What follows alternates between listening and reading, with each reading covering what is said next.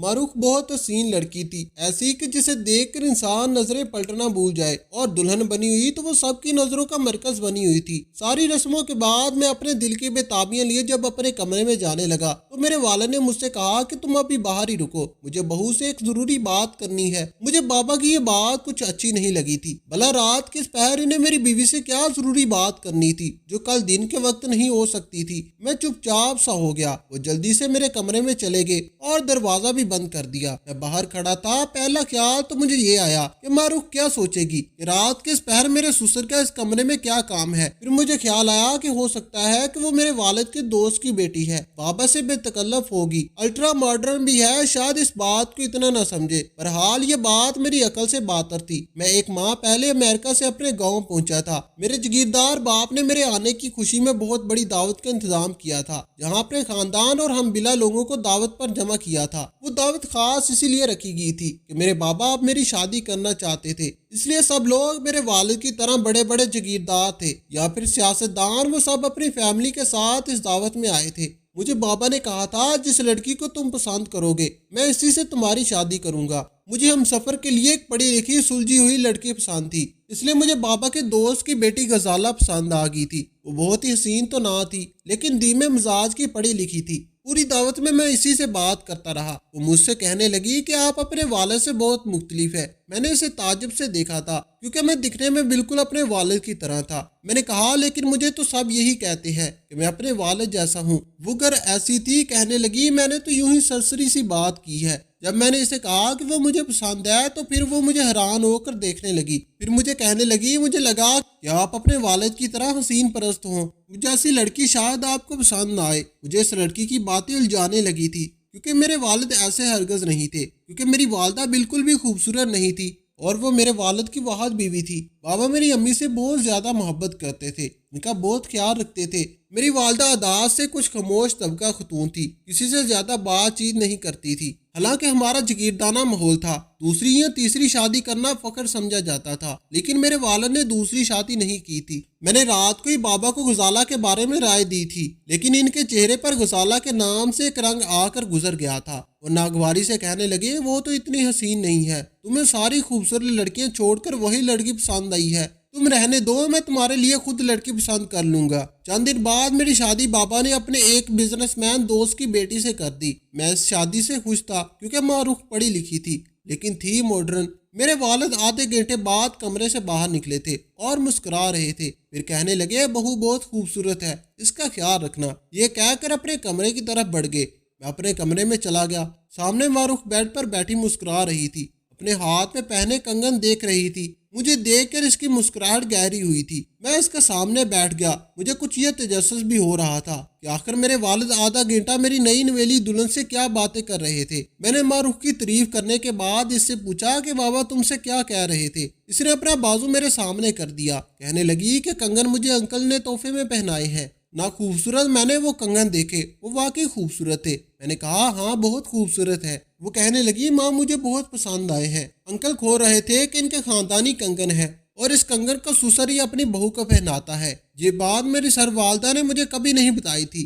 शायद ये बात इतनी अहम ना थी कि मुझसे जिक्र किया जाता। मेरे वालिद एक बहुत अच्छे इंसान थे। फिर मैंने इसे मुंह दिखाई में हीरे की अंगूठी पहनाई। वो बहुत खुश थी, लेकिन सुबह मेरी आंख मारूख की सिसकियों से खुली थी। मैंने इसकी तरफ देखा तो मेरे होश ही उड़ गए थे। इसका चेहरा बुरी तरह से जख्मी था। वो बेतहाशा रो रही थी, अपने बाल नोच रही थी। इसका रामदा लिबास भी जगह जगह से फटा हुआ था। मैं हड़बड़ंग तरीके से उठ बैठा। मेरी एक दिन की दुल्हन का हशर ये किसने किया था? मैं ये सोच रहा था कि मारूख से पूछूं कि इसके साथ ये सब क्या हुआ। वो मुझे जागता देखकर डर से पीछे हट गई। इसे इस तरह के रद्द अमल से मातब हुआ था। कहने लगी तुम इंसान नहीं हो, जिलाद हो, जानवर हो। इसे इस तरह के रद्द अमल से मुझे ताज्जुब सा हुआ था। कहने लगी तुम इंसान नहीं हो, जिलाद हो, जानवर हो। वो जारहाना अंदाज से चिल्लाकर बोली। मैंने कहा तुम ये क्या कह रही हो? मुझे बताओ तुम्हारा ये हाल किसने किया? वो मुझे तासफ से देखने लगी। कहने लगी तुम्हारे अलावा कौन है जो इस कमरे में आ सकता है? मेरे साथ ये वहशाना सलूक तुमने किया है। मैं इसकी बात सुनकर हैरान हुआ था। मैंने तो ऐसा कुछ भी नहीं किया था, और मैं क्यों ऐसा सलूक करूंगा? मुझे तो कुछ ऐसा याद नहीं आ रहा था। वो बेड से उठकर खड़ी होगी। कहने लगी मुझे तलाक चाहिए। मुझे तुम जैसे स्पार्क इंसान के साथ नहीं रहना। मैं ये सुनकर परेशान सा हो गया था। میں اس کے پاس آ گیا۔ میں نے کہا دیکھو معروف، تمہیں میرے بارے میں کوئی غلط فہمی ہوئی ہے، میں تمہارے ساتھ ایسا وحشانہ سلوک کر ہی نہیں سکتا۔ لیکن معروف میری بات سننے اور سمجھنے کے لیے تیار ہی نہ تھی۔ کہنے لگی رات تو تمہارے اندر کا درندہ باہر آ جاتا ہے اور میں تمہارے ساتھ ایک پل بھی نہیں رہ سکتی۔ یہ کہہ کر وہ کمرے سے چلی گئی۔ کچھ دیر بعد ہی بلاوا میرے بابا کی طرف سے آیا تھا۔ میرے والد سخت پریشان تھے۔ ماروق ان کے پاس کھڑی رو رہی تھی، اس نے خود کو چادر سے لپیٹ رکھا تھا۔ میرے والد بھی مجھے غصے سے دیکھ رہے تھے اور میرے والد کا چہرہ غصے سے سرخ ہو گیا تھا۔ کہنے لگے ظفر، مجھے تم سے یہ امید ہرگز نہ تھی۔ میرے بہت ہی پیارے اور بہترین دوست کی بیٹی کا میں نے تمہارے لیے انتخاب کیا تھا اور تم نے تو وہ جہالت دکھائی ہے کہ میں اپنے دوست سے بھی نظریں ملا نہیں سکتا۔ میں نے اپنے والد سے کہا کہ میں نے ایسا کچھ نہیں کیا ہے، لیکن معروف روتے ہوئے یہ سب کہہ رہی تھی کہ وہ اب میرے ساتھ ایک پل نہیں رہے گی۔ میرے والد نے ڈرائیور کو بلوایا اور کہا بی بی جی کو پوری عزت کے ساتھ ان کے میکے چھوڑ آؤ۔ ڈرائیور کمرے سے چلا گیا تو میرے والد نے معروف سے کہا کہ ابھی تم واپس جاؤ، میں تمہیں ظفر سے طلاق دلواؤں گا۔ وہ چلی گئی اور میرے والد مجھے گورنے لگے،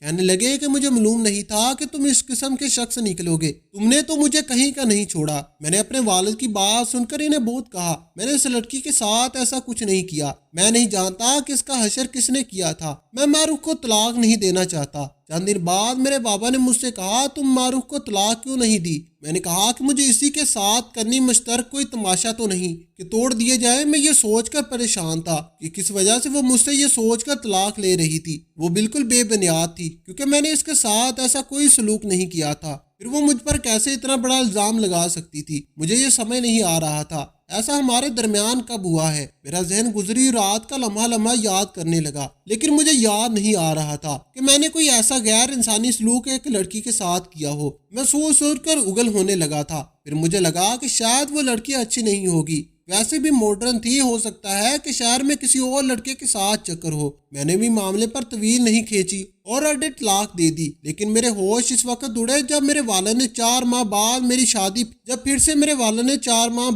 شادی پھر سے اپنی برادری جگیردار فیملی میں ایک لڑکی سے کر دی۔ وہ بہت ہی بے حد حسین تھی۔ اس بار نہ جانے کیوں میں کچھ تہذیب کا شکار ہوا تھا۔ کافی دیر رات کو کمرے میں نہیں گیا، خود کو یہی سمجھاتا رہا کہ معروف یقیناً کسی اور کو پسند کرتی ہوگی اور اس کے گھر والوں نے زبردستی اس کی شادی مجھ سے کر دی ہوگی اور اس نے اپنا حلیہ خود بگاڑا ہوگا تاکہ مجھ سے کان چھٹ جائے۔ خود کو باتوں سے بہلانے کے بعد میں نے اپنے کمرے سے باہر نکل رہا تھا تو میرے والد میرے کمرے سے مسکراتے ہوئے باہر نکل رہے تھے۔ اس بار بھی انہوں نے میرے کندھے پر ہاتھ رکھ کر کہا کہ بہو بہت خوبصورت ہے، اس کا خیال رکھنا۔ میں سمجھ گیا تھا کہ میرے والد خاندانی کڑے پہنانے اندر کمرے میں گئے ہوں گے۔ اندر میری بیوی راشدہ دلہن بنی ہوئی بیٹھی تھی۔ میں اس کے پاس آ کر بیٹھ گیا۔ وہ کچھ شرمائی بیٹھی تھی۔ اس کے ہاتھ میں بھی وہی کنگن تھے جو پہلے میرے والد نے معروف کو پہنائے تھے۔ میں نے اس سے سب سے پہلے یہ پوچھا کہ میں اسے کیسا لگتا ہوں۔ میرے سوال پر اس نے میری جانب ہچکچاتے ہوئے دیکھا، کہنے لگی آپ بہت اچھے ہیں۔ میں نے اپنے دل میں آنے والے خیال کا اظہار کیا۔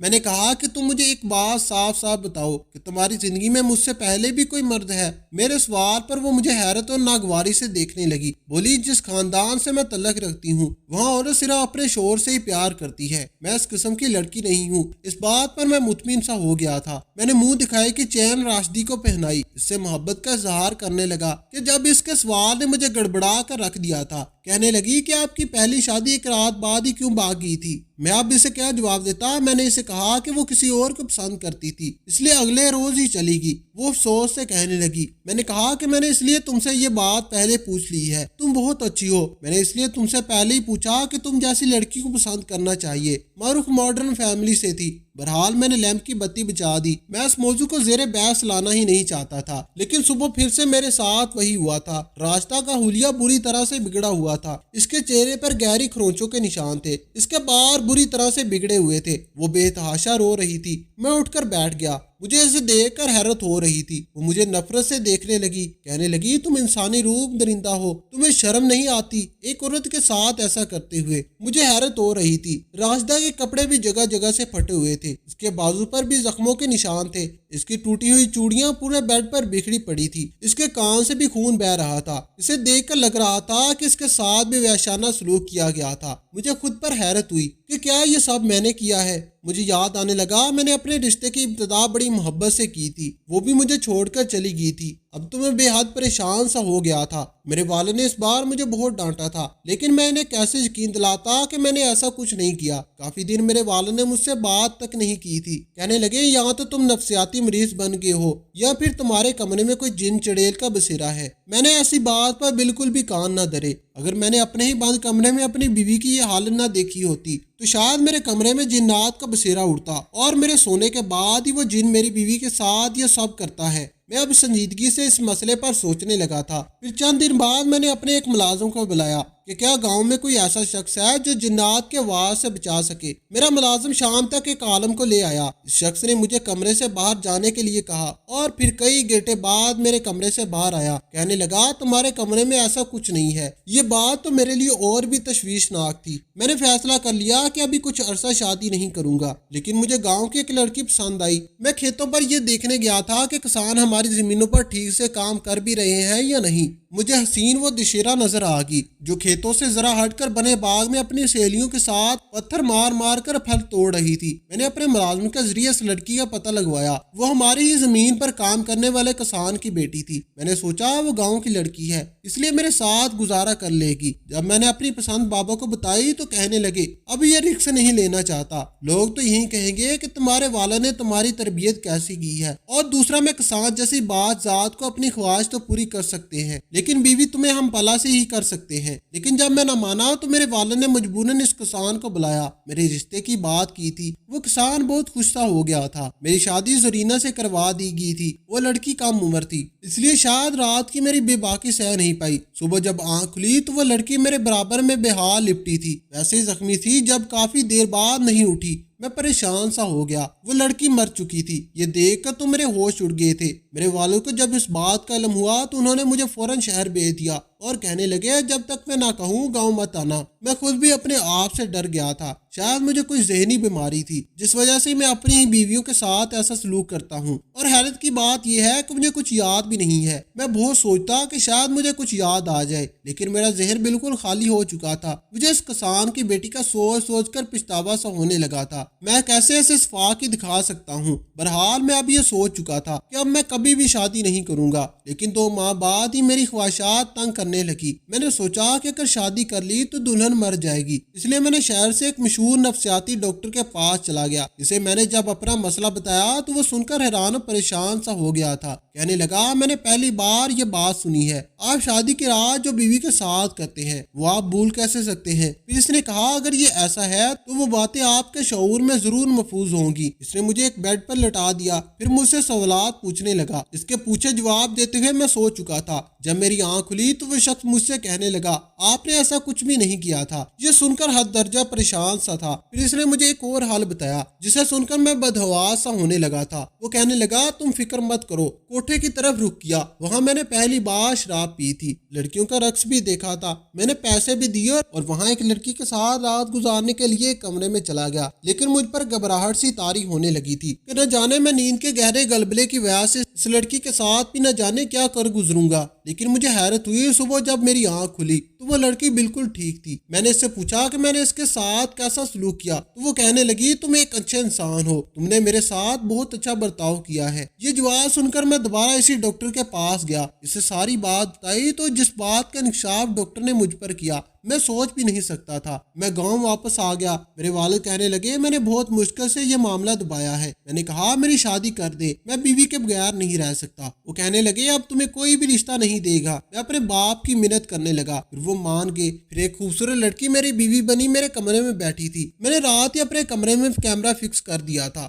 صبح میری پھر بیوی کا وہی حال تھا۔ جیسے ہی وہ کمرے سے باہر گئی میں نے اپنا کیمرہ لیا اور ویڈیو دیکھنے لگا۔ جیسے جیسے میں ویڈیو دیکھتا جا رہا تھا میرا غصہ بھی بڑھتا جا رہا تھا۔ میں یہ سوچ بھی نہیں سکتا تھا۔ میں نے ایک رات جا کر گزار دی۔ میری شادی کی آدھی رات دلہنوں کے ساتھ گزری تھی اور باقی کی رات کے 3 بجے مجھے لونج میں کچھ آٹوں کی آواز آنے لگی۔ میں اپنے کمرے سے باہر گیا، میرا والد لونج سے باہر نکل رہا تھا۔ میں ان کے پیچھے جانے لگا۔ وہ حویلی کی پچھلی جانب چلے گئے جہاں ایک کمرہ موجود تھا جہاں تالا لگا ہوا تھا۔ تھا۔ میرے والد نے تالا کھولا اور اندر داخل ہو گیا۔ جب میں دروازے کے پاس پہنچا تو وہ پہلے سے تھوڑا کھلا ہوا تھا، لیکن جیسے ہی میں اندر داخل ہوا سامنے کسی منزل کو دیکھ کر میرے ہوش اڑ گئے۔ میری سابقہ تینوں بیویاں اس قید خانے میں موجود تھی۔ میں یہ دیکھ کر جتنا حیران ہوتا اتنا ہی کم تھا۔ میری 2 بیویاں میکے چلی گئی تھی اور ایک مر گئی تھی، لیکن وہ تو اس قید خانے میں تھی اور بہت ہی بری حالت میں تھی۔ انہیں رسیوں سے باندھا ہوا تھا۔ میں نے ویڈیو میں بھی یہی دیکھا۔ میں نے رات کو بھی یہی دیکھا تھا کہ رات کو میرے سونے کے بعد میرے کمرے کا دروازہ کھلا تھا